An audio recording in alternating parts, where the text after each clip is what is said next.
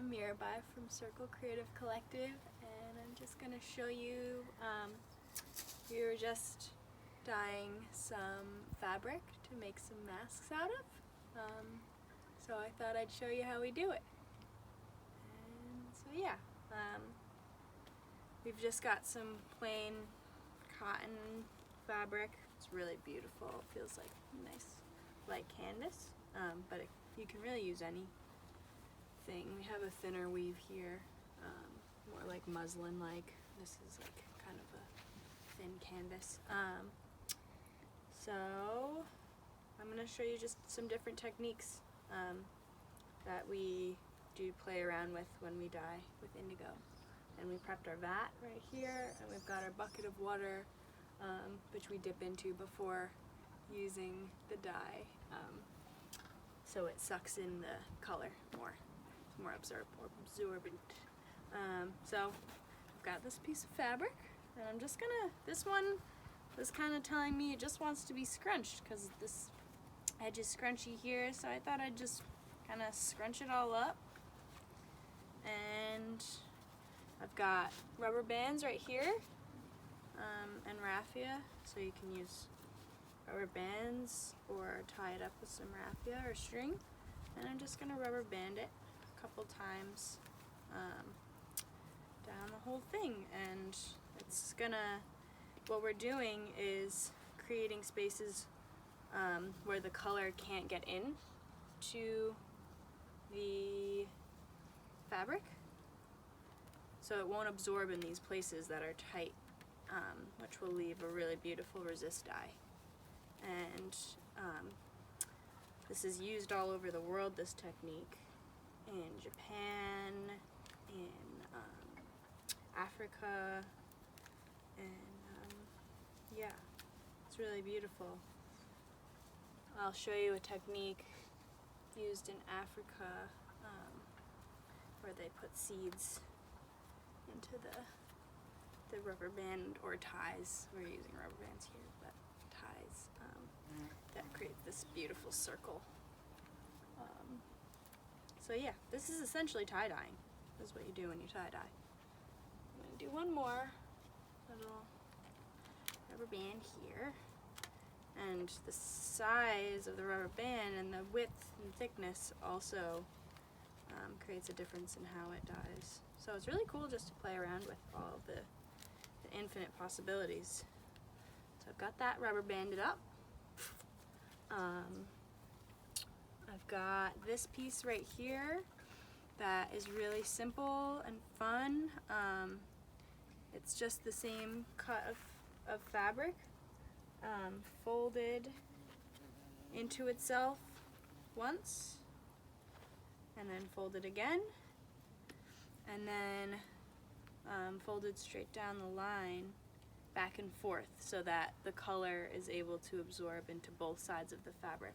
Because if you're just folding it like this, it's only going to get on this outside part. So we want to go back and forth on this part so it gets the most exposure to the dye. Unless you don't want that, maybe you don't have to. And we have two wooden planks here that creates a really cool pattern on it too. So I'm going to do that one. Do a little cross rubber band. You can play around with the tension, see if you want it super tight or not, and see what happens. It's the beautiful part of it, is just playing around and experimenting.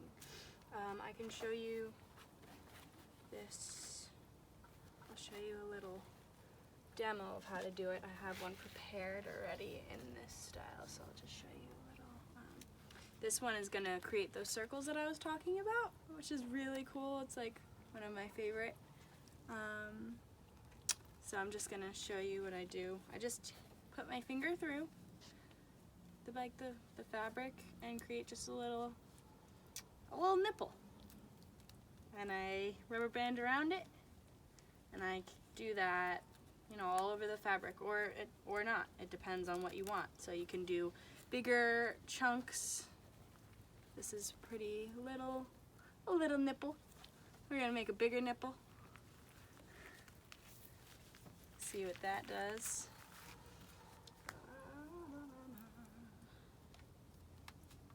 That's a big nipple.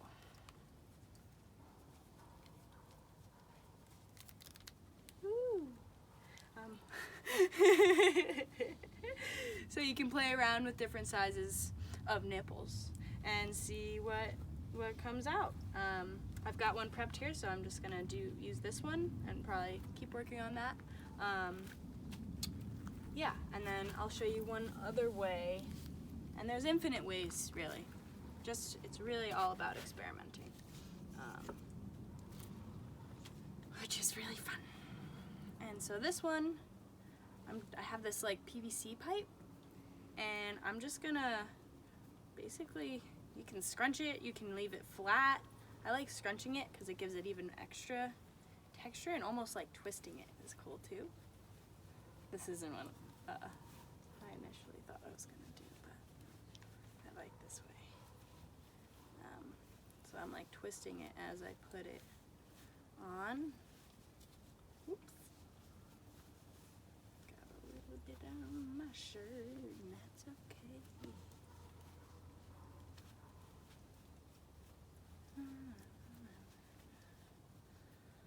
Okay.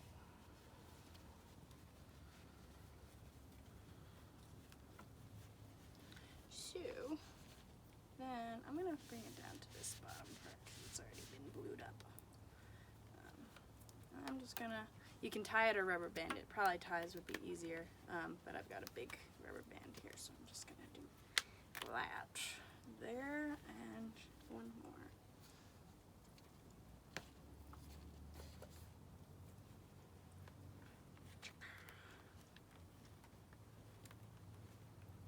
Can we get it? Yeah.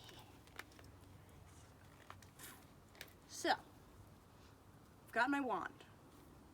I've got all these other prepped ones, and it's really important to wet. I don't know how this one's gonna get wet.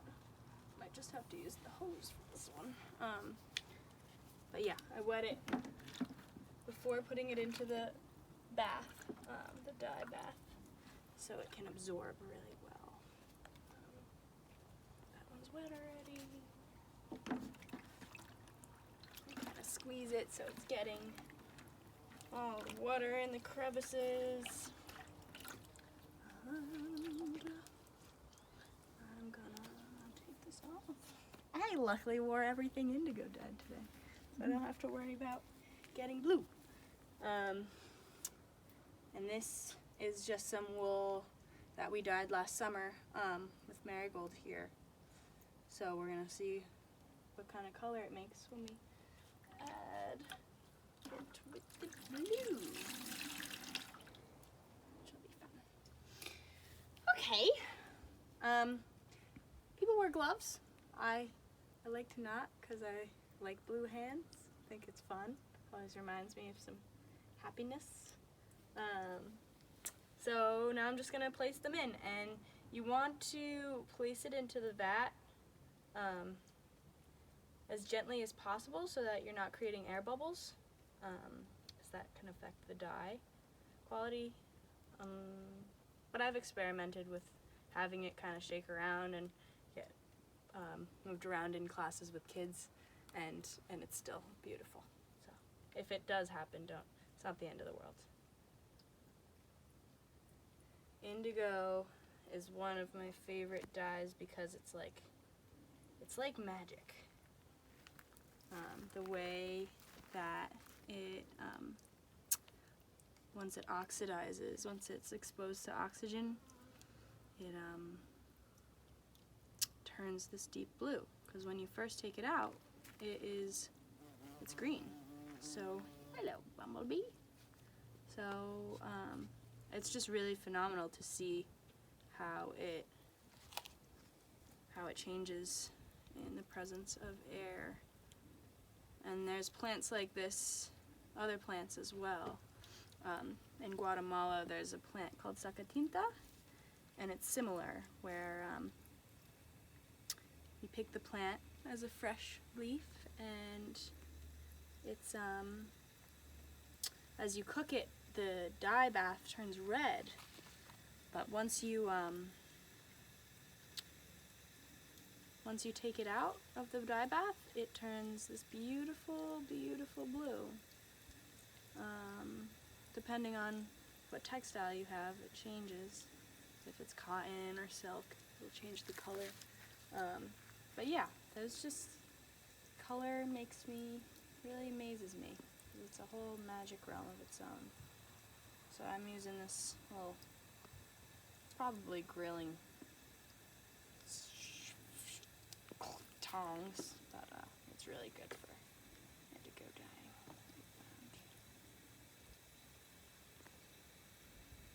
And some of them float and some of them go to the bottom. And I'm no expert, I just like to play.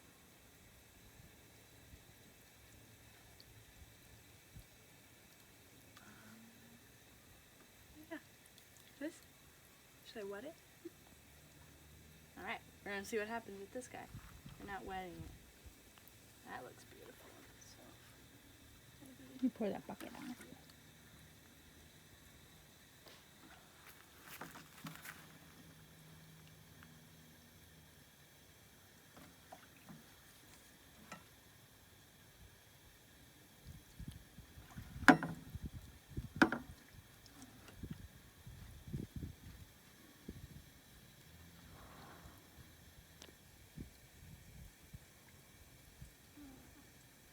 entering it in slowly. And I can let it rest there. And depending on how deep you want your blue will determine how long you'll have it in the bath, but it really does not take long. So, we're going to do a short bath today. And let's see, let's go to the deep part first and see what we got going on down there. So, here's the color that it makes when you first take it out. It's this lime green, and it almost looks like the grass, which is truly incredible. And as I take them out, this guy is going to be, it is exposed to oxygen and will turn a deep blue. I think. We'll see. You never know. Till you know.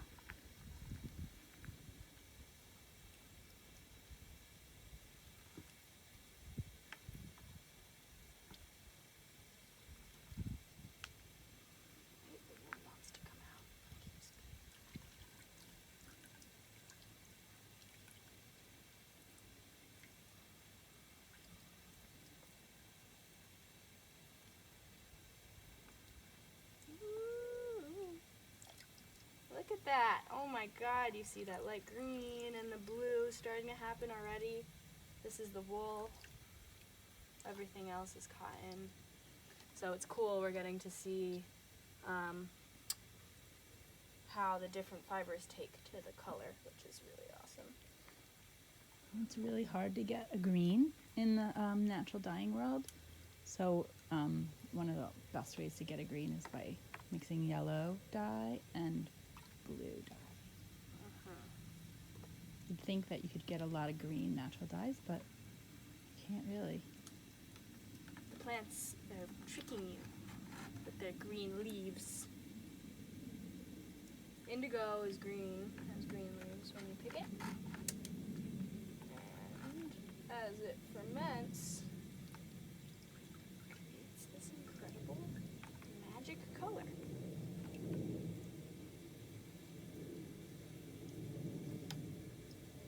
Not sure how many we put in. We'll find out. I'll keep fishing them.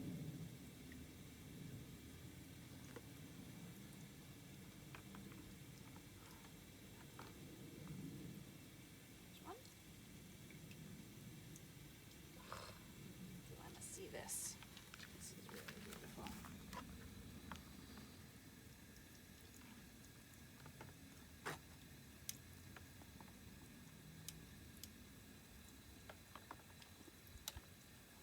I think we've got everything.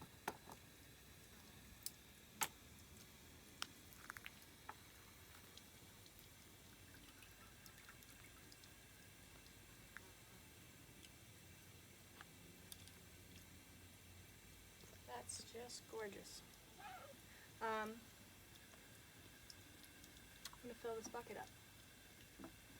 And then I'll get to show you what it looks like.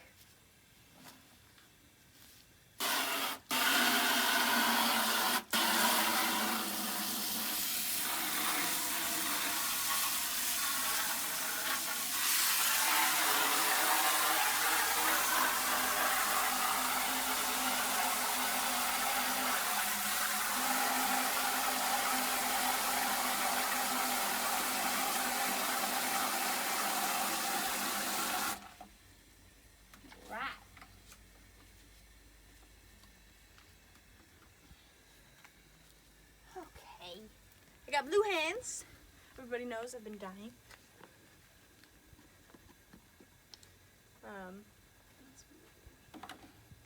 Alright. Maybe if you want to come a little closer. It looks nice in the water. We also don't need to do this step. But it makes it easier later so that it's not so Leaky. well, we were doing it because of the, so we could spin them. Oh, right. At this point. Oh, right. Totally. Yeah, well. Maybe I'll leave some of them rinsed and some of them not. See what happens. And it's cool because this piece was, this side was face down. When I lift it up, it still is oxygenating, which is really cool. We've got everything from a green right there to this deep blue. So you can see like just how different textiles respond to different to the dye. So let's take this guy off. See what happens.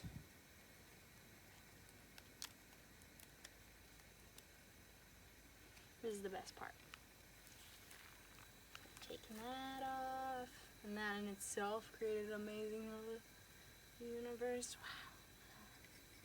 Wow. Let's see.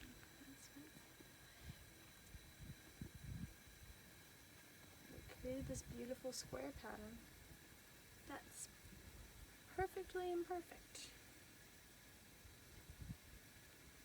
We can hang it up and let it dry in the wind, which we'll do.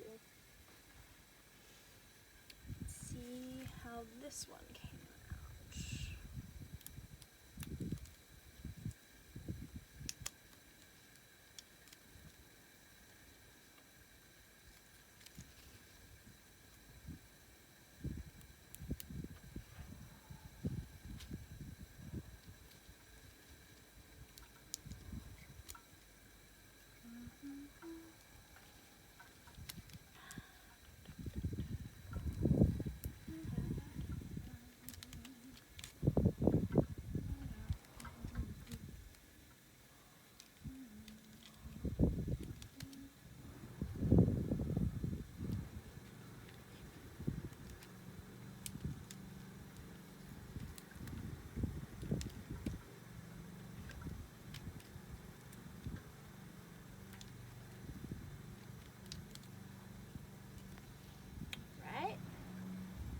Taking the rubber bands off. Unleash the beast. Oh my god. That's gorgeous. And look how the color has changed even in this short time of just being laid out in the sun and air.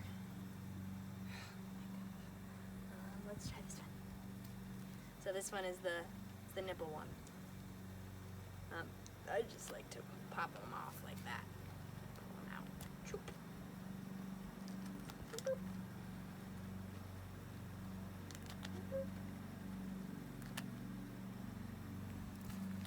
Woo! It's on the loose.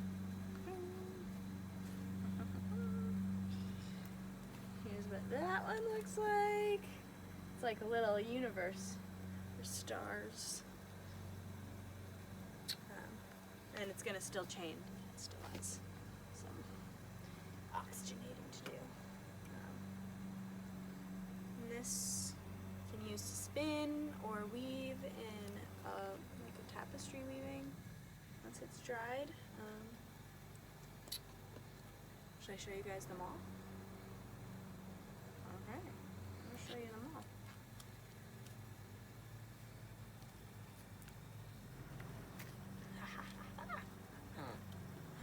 Oh, it's so cool. It's just the coolest thing ever.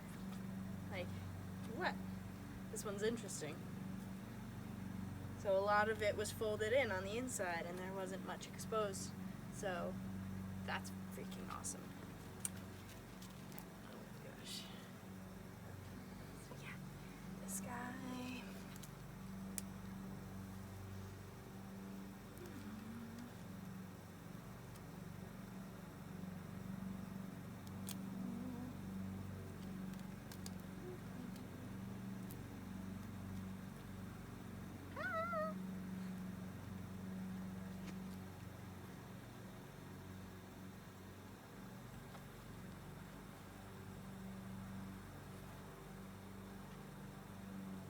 We got some funky guys today.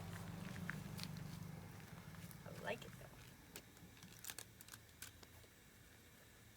And I got blue legs and blue hands. That's another one of those guys. Squared up. Ugh. Gorgeous.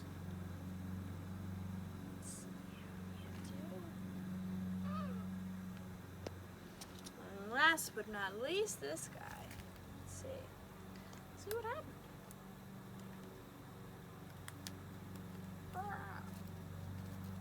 Trying not to get super splattered. I mean, I don't mind.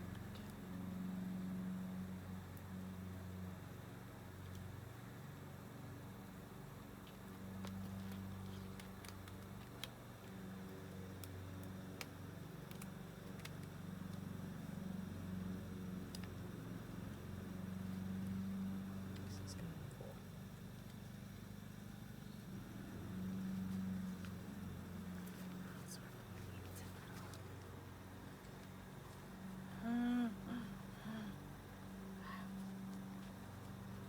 So this part could maybe be done again, but down here is really remarkable.